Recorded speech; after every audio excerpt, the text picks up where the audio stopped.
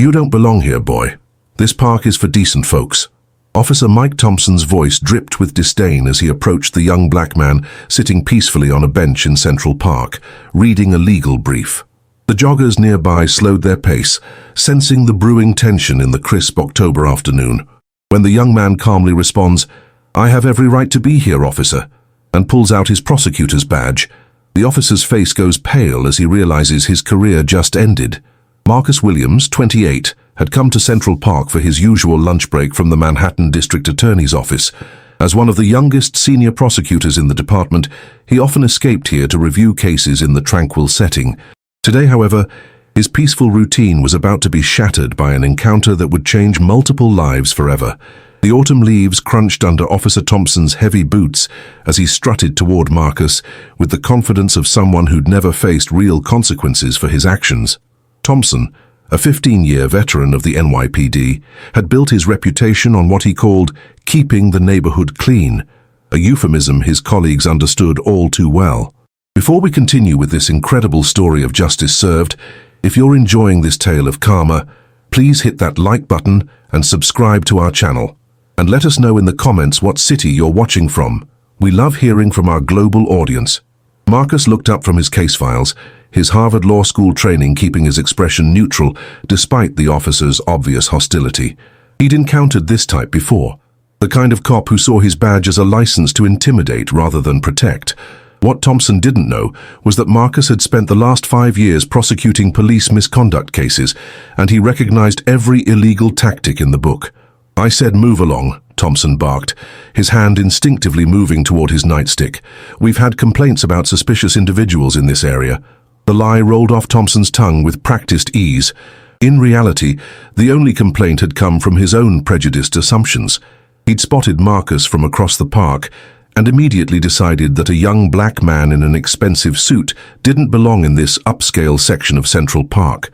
Marcus remained seated, his voice calm but firm. "Officer, I'm not doing anything illegal. I'm simply reading in a public park during my lunch break." Thompson's eyes narrowed. He'd expected immediate compliance, the kind of fearful submission he was used to receiving. This composed resistance irritated him, fueling the anger that had been building since his morning shift began with a reprimand from his sergeant. "Don't get smart with me," Thompson snarled, stepping closer. "I've got probable cause to believe you're involved in drug activity. Stand up and put your hands behind your back." The fabricated charge hung in the air like a toxic cloud. Several passers-by had stopped to watch, their phones discreetly recording what was clearly an abuse of power. Marcus felt the familiar surge of righteous anger that had driven him to become a prosecutor in the first place, but he also sensed opportunity. This wasn't just another case he'd read about in files or prosecute in court. This was happening to him, and Thompson had no idea he was about to make the biggest mistake of his career. What happens when a corrupt cop targets the wrong person? Will Marcus reveal his identity, or does he have a more strategic plan in mind? The next few minutes would expose years of systemic abuse and trigger a chain of events that would rock the NYPD to its core. Marcus Williams had grown up in Harlem, where interactions with police were often tense and unpredictable. His mother, Sarah Williams, a high school principal, had raised him with two crucial lessons: never show fear and always know your rights. His father, a civil rights attorney who died when Marcus was 15, had left behind a legacy of fighting injustice through the legal system. The irony wasn't lost on Marcus that he now sat in Central Park, just blocks from where his father had once organized peaceful protests in the 1990s. The same park where his father had taught him to see beyond the surface, to understand that real change came through patience, strategy, and the careful application of law. Officer Mike Thompson represented everything Marcus had dedicated his career to fighting. At 45, Thompson had spent 15 years with the NYPD, climbing from beat cop to senior patrol officer through a combination of aggressive policing and strategic silence about his colleagues' misconduct. His record showed dozens of complaints, all mysteriously dismissed or buried in bureaucratic red tape. Thompson's morning had started badly. Sergeant Rodriguez had called him into the office for another discussion about his excessive force complaints. The department was under federal oversight, and every incident was now scrutinized. Thompson felt the walls closing in, his old-school policing methods increasingly viewed as liabilities rather than assets. Central Park's Bethesda Fountain area, buzzed with typical midday activity. Wall Street executives grabbed quick lunches between meetings, tourists snapped photos of the autumn foliage, and local residents walked their dogs along the winding paths. This diverse tapestry of New York life made Thompson's targeting of Marcus even more glaring. Dr. Jennifer Chen, a psychiatrist jogging past, slowed when she noticed the confrontation. Having worked with police trauma victims, she recognized the dangerous escalation pattern. She positioned herself where she could intervene if necessary, her phone ready to record. Marcus's colleagues at the DA's office knew him as the closer, the prosecutor who could find the fatal flaw in any defense, the legal mind that had sent corrupt officials and violent criminals to prison. His specialty was police misconduct cases, which had made him both respected and feared within law enforcement circles. District Attorney Helen Morrison had personally recruited Marcus from the Public Defender's Office 3 years ago. Impressed by his trial record and his ability to build airtight cases, she'd given him free rein to clean up police corruption, knowing that his background and legal acumen made him uniquely qualified for the task. Thompson's partner, Officer Jenny Castro, was completing her rounds on the other side of the park. Castro, a rookie with only 2 years on the force, had repeatedly expressed concerns about Thompson's methods. She'd been documenting incidents, building her own case against him through careful observation and secret recordings. The contrast between the two men couldn't have been starker. Marcus, impeccably dressed in his tailored navy suit, represented the best of American opportunity. A kid from Harlem who'd earned his way to Harvard and now served justice at the highest levels. Thompson, in his wrinkled uniform and scuffed boots, embodied the worst impulses of unchecked authority. Marcus's briefcase contained more than just case files. Inside was evidence from his current investigation, a pattern of illegal arrests in minority neighborhoods, falsified police reports, and a network of officers who protected each other through intimidation and silence. Thompson's name appeared frequently in witness statements and complaint files. The autumn sun cast long shadows across the park as tension mounted. Other park visitors began to take notice, their conversations quieting as they sensed something significant unfolding. A hot dog vendor named Miguel Rodriguez, who'd worked this corner for 20 years, had seen enough police harassment to recognize it immediately. Thompson's radio crackled with routine dispatch calls, but he'd already made his decision. In his mind, this was about respect, about maintaining order in his city. He couldn't see past his own prejudices to recognize that he was about to confront someone with the power to end his career. Marcus checked his watch, 1:15 p.m. He had court at Thrisaki, where he was scheduled to present closing arguments in a police brutality case. The irony of his current situation wasn't lost on him as he prepared for what would likely become the most important legal confrontation of his life. "I'm not going to ask again," Thompson growled, his voice rising enough to draw more attention from nearby parkgoers. "Stand up and turn around. You're under arrest for loitering and suspected drug possession." Marcus remained perfectly still, his legal mind cataloging each violation of procedure. No Miranda rights, no probable cause, no reasonable suspicion, just racial profiling dressed up as law enforcement. He'd prosecuted dozens of cases that started exactly like this. "Officer," Marcus said, his voice carrying the calm authority he'd perfected in courtrooms, "what specific behavior have you observed that constitutes reasonable suspicion of criminal activity?" The question caught Thompson off guard. Most people he harassed either complied immediately or became aggressively defensive. This measured legal response suggested education, confidence, qualities that threatened his authority. "Don't try to lawyer speak me, boy," Thompson snarled, the racist epithet hanging in the air like a slap. "I know a drug dealer when I see one, and your kind doesn't belong in this part of the city." Several gasps arose from the growing crowd of witnesses. Dr. Chen stepped closer, her phone now openly recording. Miguel, the hot dog vendor, had called his nephew, a reporter for the Amsterdam News, who was already en route. Marcus felt the familiar fire that had driven him through law school, through the prosecutor's office, through every case where he'd fought for justice. But this time, it was personal. This time, he was the victim of the very system he'd dedicated his life to reforming. "My kind?" Marcus repeated, allowing a hint of steel to enter his voice.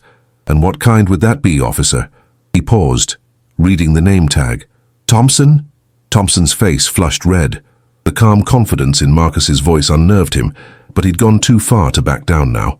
His supervisor's morning lecture about federal oversight faded under the pressure of maintaining face in front of witnesses. "The criminal kind," Thompson shot back, pulling out his handcuffs. "Hands behind your back now." Dr. Chen stepped forward. "Officer, I'm a psychiatrist and I've been watching this entire interaction. This man has done nothing wrong. You're engaging in clear racial profiling." Thompson spun toward her, his anger finding a new target. "Ma'am, step back or you'll be arrested for interfering with police business." "What police business?" Dr. Chen challenged. "Arresting someone for reading in a public park?" The crowd was growing, phones appearing like flowers in spring. Social media posts were already going live. Honest police brutality, Central Park racism, justice for all. The hashtag spread through Twitter and Instagram as witnesses shared real-time updates. Marcus watched Thompson's face carefully, recognizing the signs of an officer losing control. He'd seen this pattern in depositions, in body camera footage, in the testimonies of victims. Thompson was reaching the point where his need to assert dominance would override any remaining caution. "Officer Thompson," Marcus said, rising slowly from the bench, "I want to be very clear about what's happening here. You approached me without cause, made racially motivated assumptions, and are now threatening illegal arrest. These witnesses are recording everything." Thompson's hand moved to his weapon, a subconscious gesture that sent ripples of alarm through the crowd. This was exactly the kind of escalation that had landed the NYPD under federal oversight. "Are you threatening me?" Thompson demanded, his voice cracking slightly. "I'm informing you of the legal consequences of your actions," Marcus replied.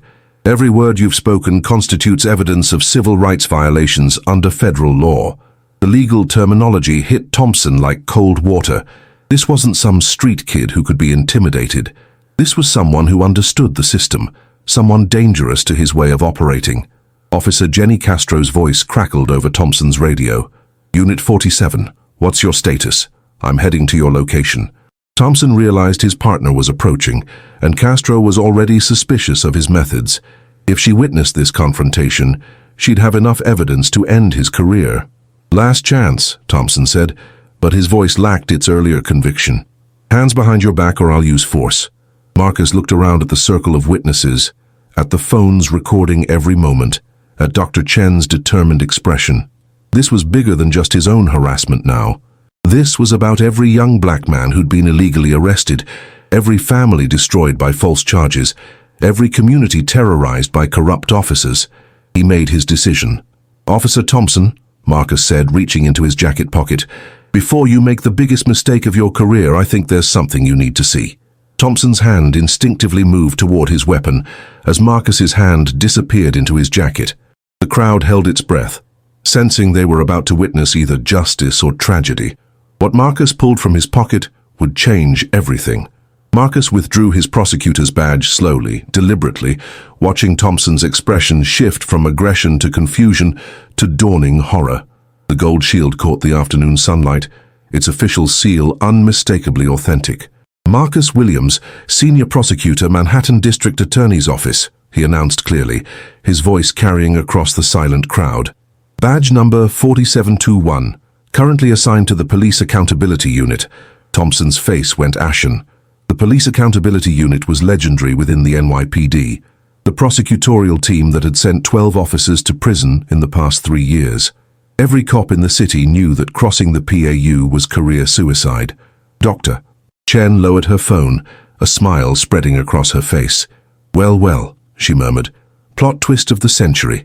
But Marcus wasn't finished.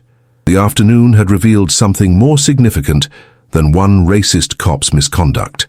As Thompson stood frozen, Marcus's trained prosecutor mind was already building a larger case.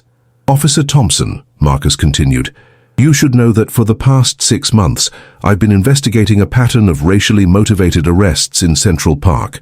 Your name has come up repeatedly in witness statements." This was true. The Central Park cases were part of a broader federal investigation into NYPD practices. Marcus had files on Thompson dating back 2 years, a pattern of targeting minorities, falsifying reports and intimidating witnesses. Today's incident was just the final piece of evidence he needed. Officer Jenny Castro's patrol car pulled up to the scene, lights flashing. She stepped out, immediately assessing the crowd, the phones, and her partner's pale complexion. Castro had been dreading this moment for months, knowing Thompson's behavior would eventually explode publicly. "Thompson, what's the situation?" Castro called out, though her tone suggested she already suspected the answer. "Your partner just attempted to arrest me for the crime of reading while black," Marcus replied, before Thompson could speak. "He used racial slurs, made false accusations and threatened violence, all captured on multiple devices." Castro's shoulders sagged. She'd been building her own case against Thompson, documenting his misconduct for internal affairs. Her evidence locker contained 3 months of secret recordings, witness statements, and incident reports that painted a damning picture of systematic abuse. Meanwhile, Miguel's nephew, reporter James Rodriguez, had arrived with a full camera crew from NY1 News. Word was spreading through the media network. A prosecutor confronting police racism in Central Park was exactly the kind of story that dominated news cycles. "This is James Rodriguez, reporting live from Central Park," he began, his cameraman capturing the scene, where a dramatic confrontation between an NYPD officer and a prosecutor has exposed what appears to be systemic racial profiling. Thompson finally found his voice. "Look, there's been a misunderstanding." "No misunderstanding," Marcus cut him off. "You saw a black man in a suit and assumed criminal activity. You used racially charged language and threatened illegal arrest. These are federal civil rights violations." In the crowd, other witnesses began sharing their own stories. Mrs. Eleanor Washington, an elderly black woman walking her dog, stepped forward. "Officer Thompson harassed my grandson last month right here in this same spot," she declared loudly. "Said he was suspicious for sitting on a bench with his college textbooks. Filed a complaint, but nothing happened." More voices joined in. A young Latino father described being questioned for looking like a drug dealer while pushing his daughter on the swings. A black jogger recalled being stopped and searched without cause just weeks earlier. Marcus realized he was witnessing something unprecedented. Victims of police harassment were finally speaking up publicly, emboldened by seeing an officer held accountable in real time. Social media was amplifying their voices, creating a virtual chorus of testimony that couldn't be buried in bureaucratic files. Thompson's radio crackled with increasing urgency. "All units, we have media attention at Central Park. Supervisor en route." Captain Maria Santos, Thompson's commanding officer, was already dealing with federal oversight and community pressure. The last thing she needed was a viral video of racial profiling involving one of her officers. She'd been trying to transfer Thompson for months, but the police union had blocked every attempt. As Marcus watched the scene unfold, he realized this moment represented more than just one bad cop's downfall. This was an opportunity to expose the entire network of protection that allowed officers like Thompson to operate with impunity. This subplot is developing into something much larger than one incident. Are you satisfied with how the complexities are unfolding? Should we continue with the next part, or would you like any adjustments to this section? Captain Santos arrived with Sergeant Rodriguez and 2 additional patrol cars, their sirens cutting through the autumn air. Santos, a 20-year veteran who'd worked her way up through the ranks, took one look at the crowd, the cameras and Thompson's guilty expression, and knew her precinct was about to become national news. "Clear the area," she commanded, but Dr. Chen stepped forward. "Captain, I'm Dr. Jennifer Chen, and I witnessed this entire incident. Your officer engaged in racial profiling and threatened illegal arrest. These people aren't leaving until this is properly addressed." Santos turned to Marcus. Recognizing the prosecutor from previous police misconduct cases, her heart sank as she realized the implications. "Mr. Williams," she said carefully, "I apologize for any misunderstanding." "Captain Santos," Marcus interrupted, his prosecutor voice carrying across the crowd, "this wasn't a misunderstanding. This was a criminal act, and based on the witness statements I'm hearing, it's part of a pattern." Officer Castro seized the moment she'd been waiting for. Walking directly to Marcus, she said loudly enough for everyone to hear, "Sir, I've been documenting Officer Thompson's misconduct for months.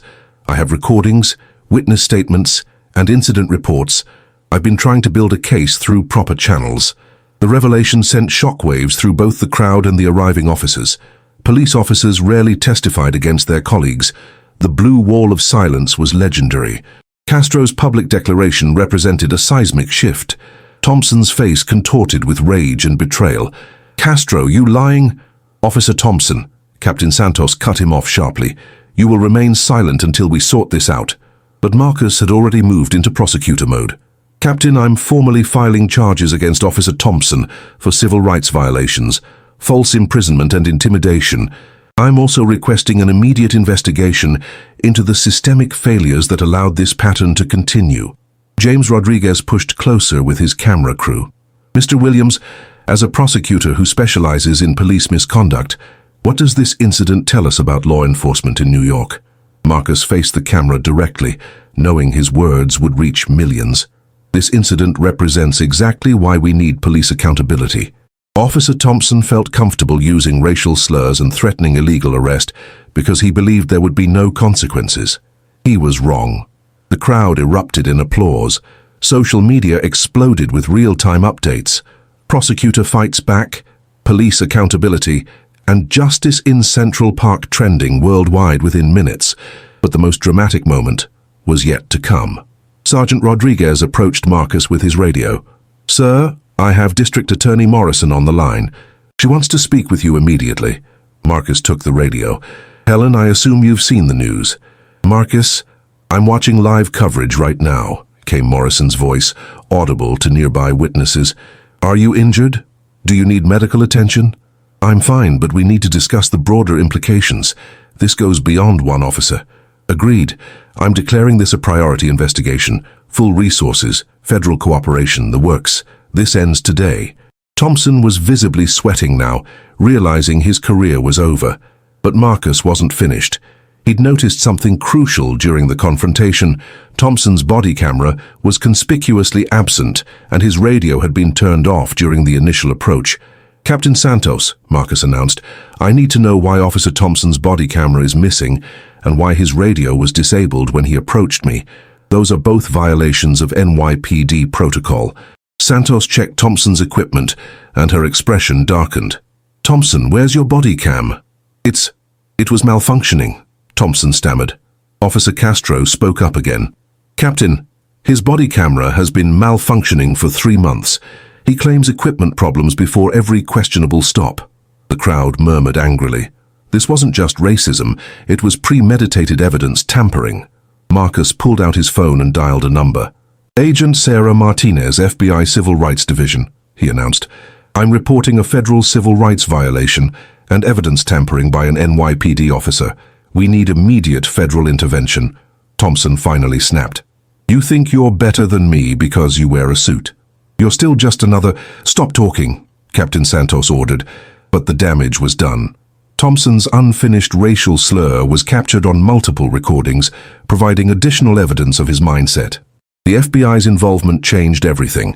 What had started as a local incident was now a federal case with national implications for police reform. As federal agents were dispatched to the scene, Marcus realized he'd inadvertently triggered the largest police accountability investigation in New York City's recent history. Thompson's arrest was just the beginning. The real justice would come from exposing and dismantling the system that had protected him for so long. This turning point has escalated the stakes dramatically. Are you satisfied with how the federal involvement and Officer Castro's testimony have changed the dynamic? Should we proceed to the next section? Within 30 minutes, Central Park had transformed into a media circus. News vans lined the streets. Reporters interviewed witnesses, and the hashtag #ThatcherCentralParkJustice was trending globally. The confrontation had struck a nerve in communities nationwide, representing years of frustration with police misconduct. Thompson sat in the back of a patrol car, handcuffed and facing federal charges.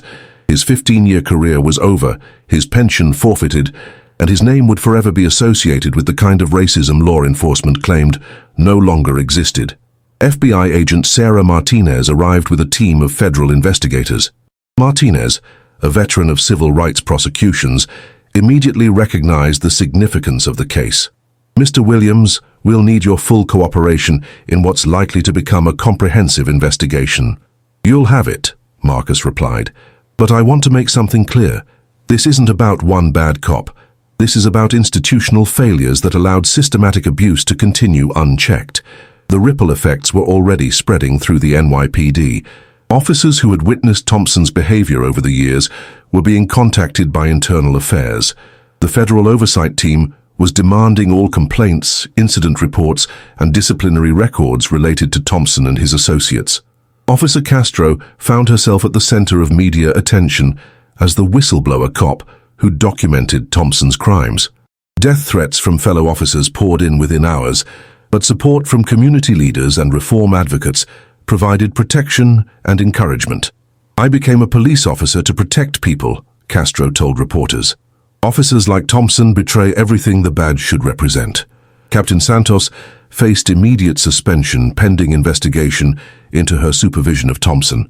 Internal emails revealed she'd received multiple complaints about his behavior, but had failed to take meaningful action.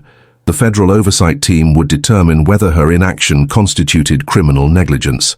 At police headquarters, Commissioner James Walsh called an emergency meeting. The Thompson incident had exposed systemic problems that threatened federal funding and community relations. Walsh knew that without dramatic reforms, the entire department could face federal takeover. "We have 48 hours to present a comprehensive reform plan to the federal oversight team," Walsh announced to his senior staff. "Body cameras will be mandatory and tamper-proof. Officers who disable equipment face immediate termination. This ends now." The community response was unprecedented. Reverend Michael Johnson organized a rally in Central Park for the following evening, expecting thousands of participants. "This moment proves that when we shine light on injustice, change is possible," he declared at a press conference. Marcus's phone rang constantly with interview requests, speaking opportunities, and messages of support. But he was most moved by a call from his mother. "Your father would be so proud," Sarah Williams said, tears in her voice. "You stood up for every person who couldn't stand up for themselves." At the district attorney's office, Helen Morrison assembled her top prosecutors for an emergency meeting. "The Thompson case is just the beginning. We're launching a comprehensive review of every police misconduct case from the past 5 years. If there's a pattern of corruption, we'll expose it." The police union, traditionally protective of officers, found itself in an impossible position. Defending Thompson's actions would be political suicide, but abandoning him would set a precedent for future cases. Union President Robert Kelly issued a carefully worded statement distancing the organization from Thompson's behavior while calling for due process. Social media had become a digital courtroom where the evidence was overwhelming. Videos from multiple angles showed Thompson's racist language, illegal threats, and aggressive behavior. Legal experts appearing on news programs unanimously agreed that federal civil rights charges were not only appropriate, but inevitable. Dr. Chen, the psychiatrist who'd witnessed the confrontation, was contacted by the Department of Justice to serve as an expert witness. Her professional assessment of Thompson's behavior would prove crucial in establishing the psychological profile of an officer who'd abandoned professional standards in favor of racial prejudice. Miguel, the hot dog vendor whose nephew had broken the story, found his business thriving as supporters sought to thank him for calling the media. "I've seen too many young men harassed in this park," he told reporters. "Today was the first time I saw justice." By evening, the Thompson incident had prompted police reform discussions in cities nationwide. Mayors, police chiefs, and civil rights leaders were scheduling meetings to address similar problems in their jurisdictions. Are you satisfied with how the consequences are rippling through different institutions and communities? Should we proceed to the next section, focusing on overcoming challenges and growth? 3 weeks after the Central Park incident, Marcus Williams walked into federal court for the most significant case of his career. Thompson's federal trial had become a symbol of accountability, drawing national attention and setting precedents for police reform. The courtroom was packed with community leaders, civil rights advocates, and families who'd suffered similar injustices. Marcus had spent the week since the incident building an airtight case, but more importantly, he'd grown into a national voice for police accountability. "Ladies and gentlemen of the jury," Marcus began his opening statement, "this case is about more than one officer's racist actions. It's about whether we'll tolerate a system that protects those who abuse their power." Thompson's defense attorney argued that his client had simply made an error in judgment, but the evidence was overwhelming. Body camera footage from other officers, witness testimonies, and Castro's secret recordings painted a picture of systematic abuse. Officer Castro had overcome her initial fear and become a powerful advocate for police reform. Despite facing ostracism from some colleagues, She'd testified before Congress about the blue wall of silence and was working with the FBI to identify other problematic officers. Change doesn't come from staying silent, Castro told a packed auditorium at the police academy, where she now taught courses on ethical policing. It comes from officers who remember why they took this oath. The NYPD had undergone dramatic transformation. New body camera policies were tamper-proof, complaint investigations included civilian oversight, and officers faced immediate suspension for civil rights violations. Commissioner Walsh had resigned, replaced by a reform-minded leader committed to community policing. Captain Santos, after months of investigation, was cleared of criminal charges but demoted to patrol officer. She used her experience to mentor young officers about the importance of addressing misconduct immediately. "I failed my community by not stopping Thompson sooner," Santos admitted during a community meeting in Harlem. "I won't make that mistake again." Dr. Chen had left her private practice to work full-time with the Department of Justice, developing psychological profiles to identify officers at risk of misconduct. Her work in Central Park had launched a new career fighting institutional racism. The broader impact extended far beyond New York. Cities across America were implementing Central Park protocols, comprehensive police accountability measures, named after the incident. Federal funding was tied to reform compliance, creating powerful incentives for change. Marcus found himself balancing his prosecutor duties with a new role as a national spokesperson for justice reform. Speaking engagements took him to law schools, police academies, and community centers, where he shared the lessons learned from confronting Thompson. "That afternoon in Central Park taught me that justice isn't just about prosecuting individual cases," Marcus told a Harvard Law School symposium. "It's about changing systems that allow injustice to flourish." The personal transformation was equally significant. Marcus had always been passionate about justice, but the experience of being victimized had deepened his empathy for others who'd faced similar treatment. His prosecution style became more focused on healing communities, not just punishing offenders.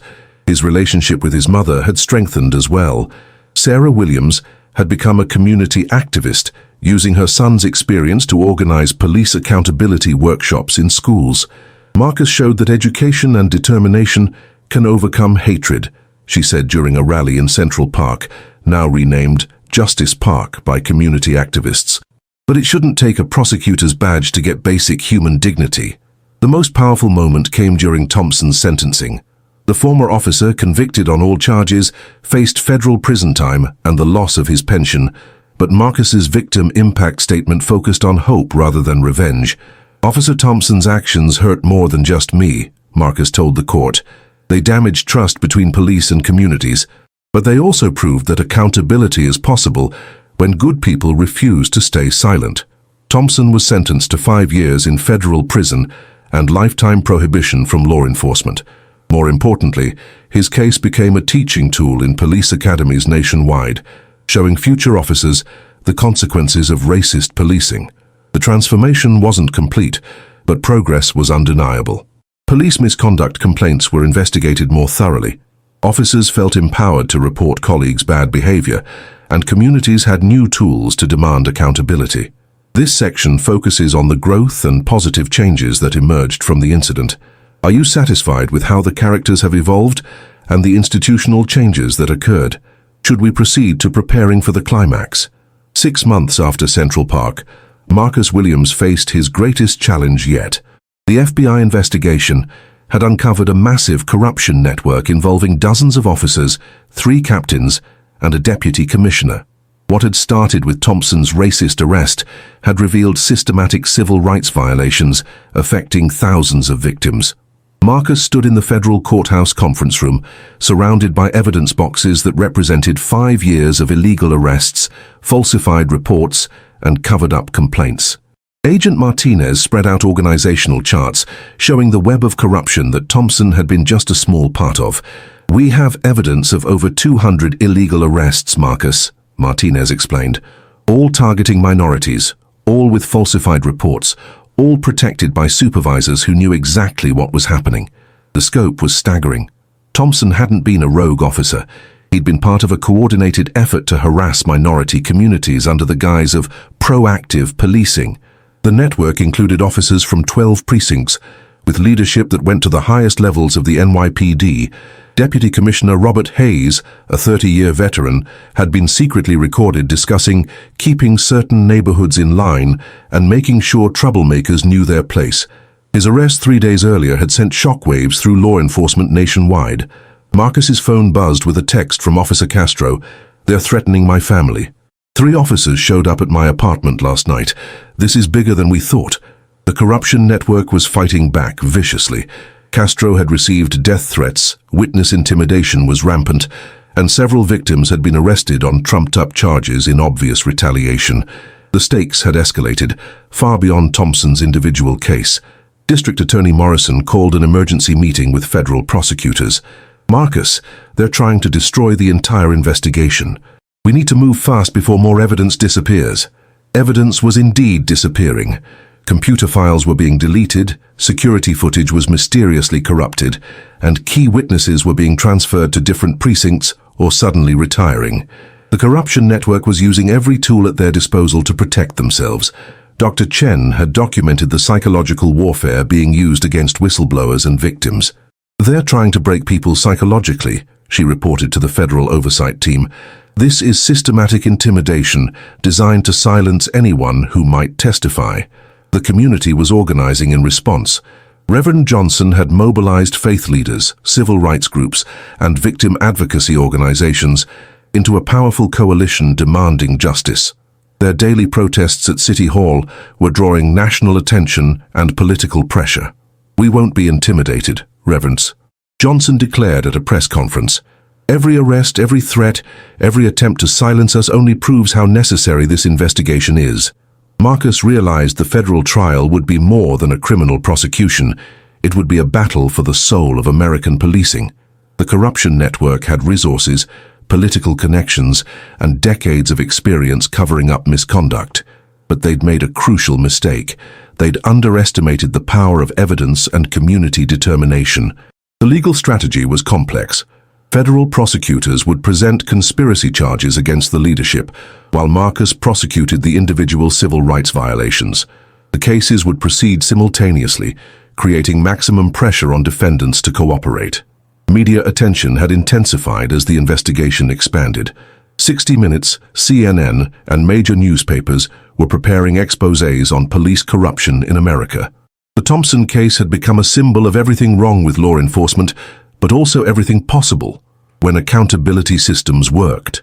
Marcus's personal security had become a concern. FBI protection was assigned after credible threats against his life. The irony wasn't lost on him. He needed federal protection from the very law enforcement officers he'd dedicated his career to holding accountable. His mother had received anonymous calls warning her to control her son or face consequences. The threats only strengthened Marcus's resolve, reminding him of his father's courage during the civil rights era. The most crucial moment came when Agent Martinez briefed Marcus on the prosecution timeline. "We go to trial in 2 weeks. The corruption network knows this is their last chance to stop us. Expect everything. Witness intimidation, evidence tampering, maybe even violence." Castro had agreed to testify despite the threats, her evidence crucial to proving the conspiracy. Other officers were beginning to come forward, creating a cascade of testimony that would be impossible to suppress. "I keep thinking about all the young men who were arrested illegally," Castro told Marcus during a prep session. "All the families destroyed by false charges. We have to see this through." The final preparation involved protecting key witnesses and securing evidence. Federal marshals were assigned to guard testimony documents. Computer files were backed up on secure servers, and victim witnesses were placed in protective custody. As Marcus reviewed the massive case file one final time, he realized this trial would determine whether American policing could be reformed or whether corruption was too deeply embedded to root out. The stage is set for a dramatic climax. The stakes have escalated from one racist cop to systemic corruption involving hundreds of victims. Are you satisfied with the preparation and tension building? Should we proceed to the climactic trial? The federal courthouse was surrounded by protesters, media, and heavy security as the corruption trial began. Marcus Williams walked through the crowd of supporters, his evidence-filled briefcase representing years of meticulous investigation and the hopes of hundreds of victims. Inside, Deputy Commissioner Hayes sat with his legal team, confident that his decades of connections and political influence would protect him. He'd survived previous investigations, transferred problematic officers instead of prosecuting them, and built a network of loyalists throughout the department. Judge Patricia Rodriguez, known for her tough stance on corruption, called the court to order. This case involves allegations of systematic civil rights violations, conspiracy, and obstruction of justice. The evidence will speak for itself. Marcus approached the jury with quiet confidence. Ladies and gentlemen, what you'll hear over the next 2 weeks isn't just about corrupt police officers.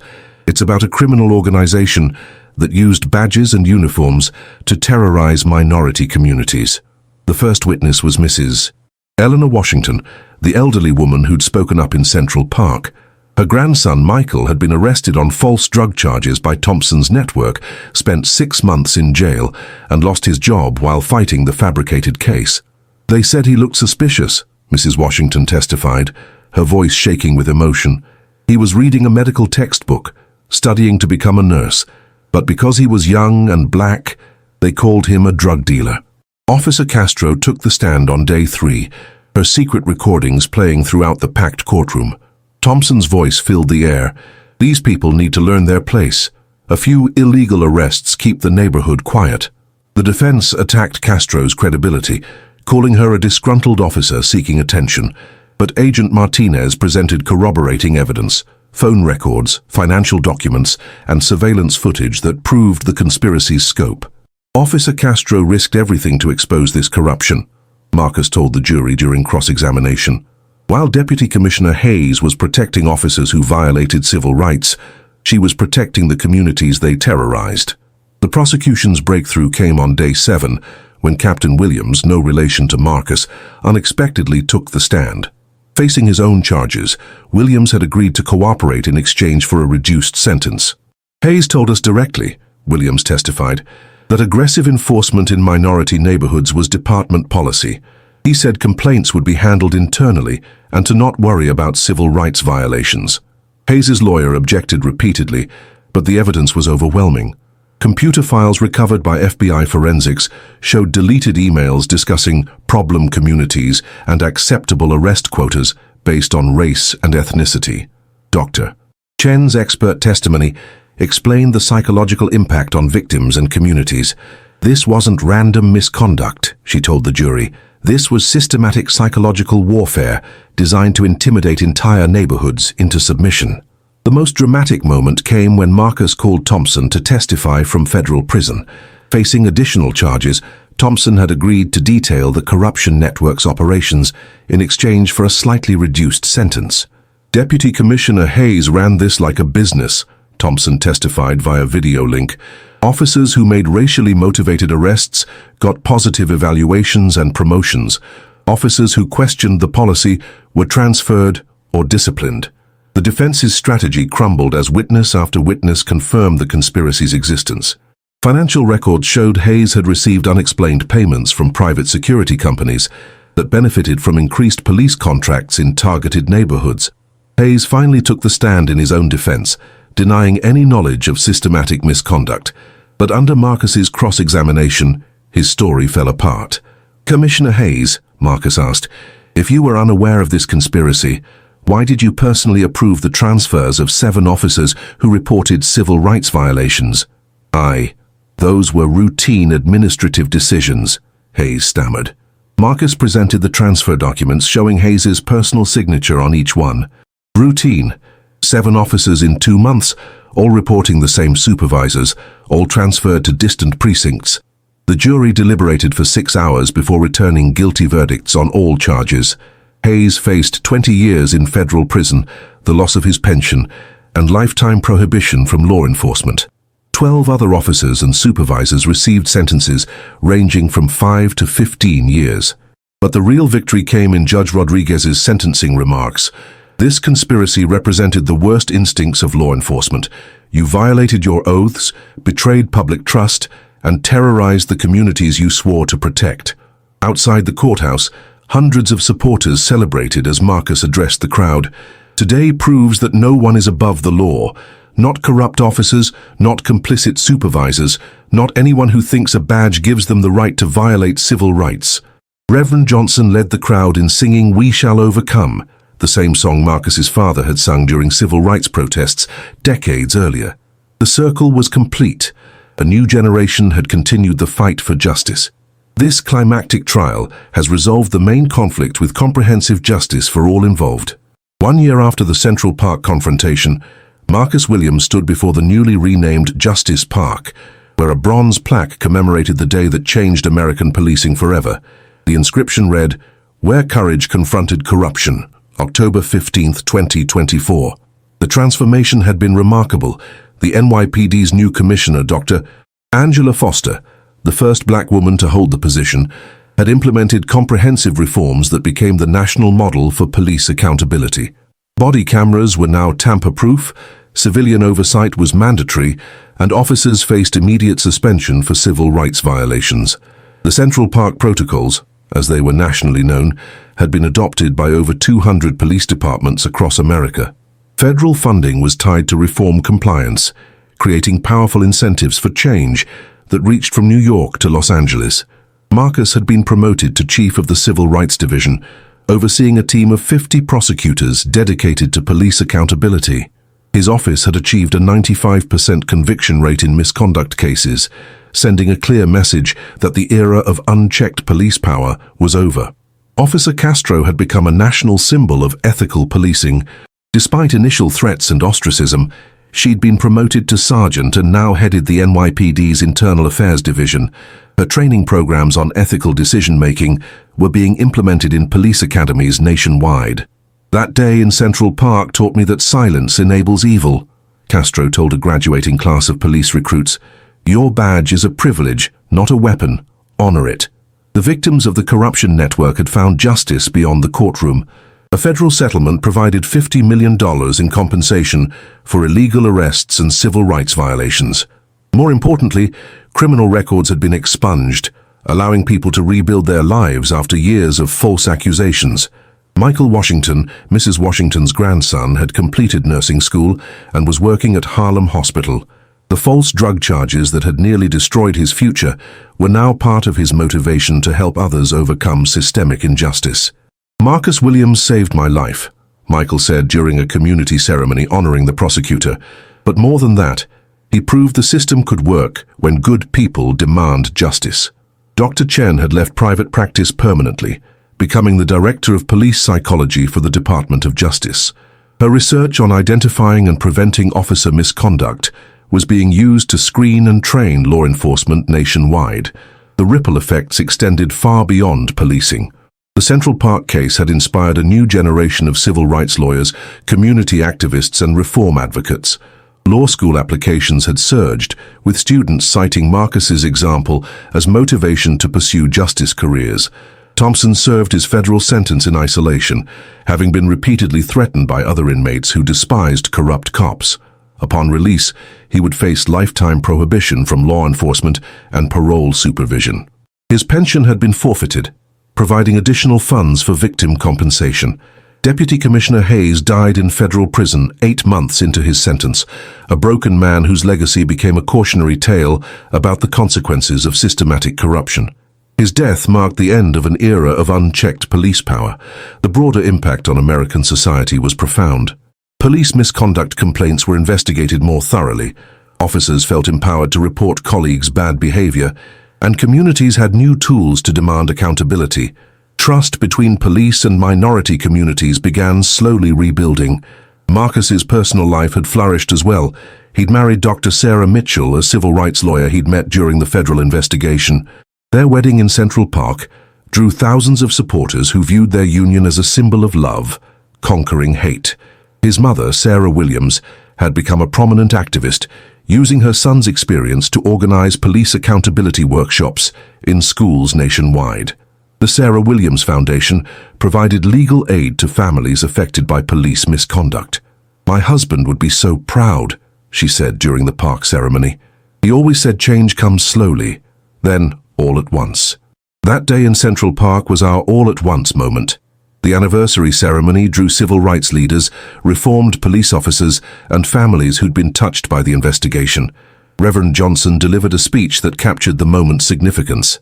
1 year ago, a young prosecutor refused to be intimidated by a corrupt officer, Reverend Johnson declared. Today, we live in a country where police accountability isn't just possible, it's the law. As the ceremony concluded with the singing of Amazing Grace, Marcus reflected on how far they'd come. The fight wasn't over. It never really was. But the tools for justice were stronger than ever. The bronze plaque in Justice Park would remind future generations that ordinary people could achieve extraordinary change when they refused to accept injustice as inevitable. Justice, Marcus realized, wasn't just about punishment. It was about transformation, healing, and hope. 5 years later, Marcus Williams received the Presidential Medal of Freedom, the nation's highest civilian honor, for his contributions to civil rights and police reform. Standing in the Rose Garden with President Johnson, he thought about the journey from that autumn afternoon in Central Park to this moment of national recognition. The Central Park protocols had been codified into federal law, making police accountability reforms mandatory nationwide. Every officer now wore tamper-proof body cameras, civilian oversight boards had real power, and a national database tracked misconduct across jurisdictions. Police departments that had once resisted reform were now competing to demonstrate their commitment to justice. The cultural shift was unmistakable. Officers who spoke up about misconduct were celebrated rather than ostracized, and communities had genuine partnerships with law enforcement. Marcus's book, Justice in the Park: How One Confrontation Changed American Policing, had become required reading in law schools and police academies. The royalties funded scholarships for minority students pursuing law enforcement and legal careers. Officer Castro, now Chief Castro of the reformed NYPD, had been instrumental in reducing police misconduct complaints by 85% while maintaining public safety. Her approach, combining community policing with strict accountability, was being studied internationally. Dr. Chen's psychological screening programs had prevented dozens of potentially problematic officers from entering law enforcement.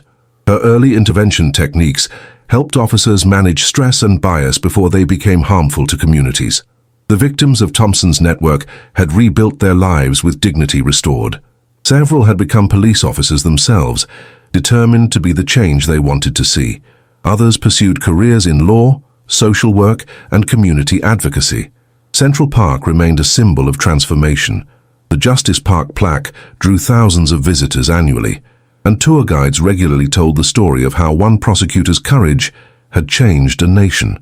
But perhaps the most meaningful change was personal. Marcus and Sarah's daughter, Angela, named for Commissioner Foster, was now 3 years old and growing up in a world where police accountability wasn't revolutionary. It was normal. "Someday," Marcus told his daughter during their weekly park visit, "I'll tell you about the day this all began, about how your grandfather's dream of justice became reality through the courage of ordinary people who refused to stay silent." The bronze plaque gleamed in the afternoon sun, its words as relevant as ever, "Where courage confronted corruption."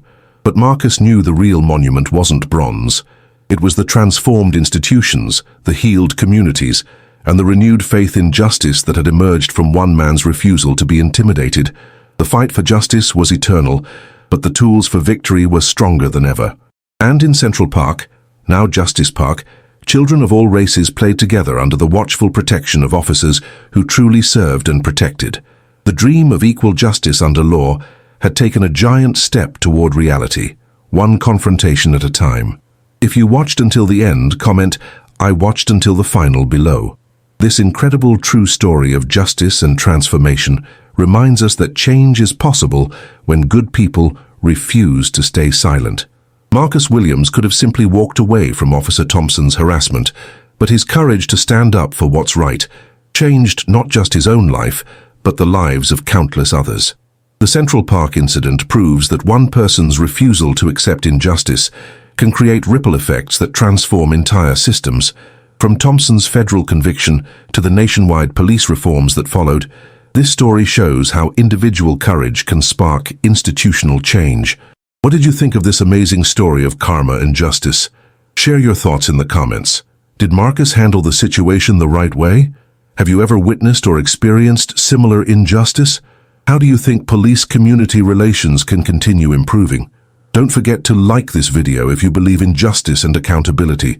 Your support helps us share more stories of courage, overcoming corruption, hope defeating hate, and ordinary people achieving extraordinary change.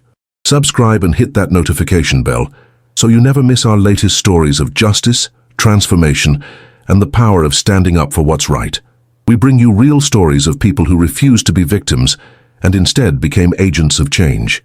Share this video with friends and family who need to see that justice is possible, that accountability can be achieved, and that courage can create change. In a world that sometimes feels hopeless, stories like Marcus's remind us that good can triumph over evil. The bronze plaque in Justice Park reads, "Where courage confronted corruption." But the real monument is the transformed lives, healed communities, and renewed faith in justice that emerged from one man's refusal to be intimidated.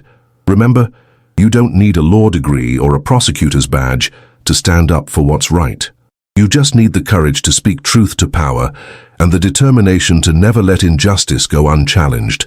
Click on the video that appears on your screen at the end for another incredible story of justice served and karma delivered. These stories of transformation and accountability will restore your faith in the power of truth and the possibility of change. Thank you for watching, and remember, justice delayed is not justice denied when people like Marcus Williams refuse to give up the fight.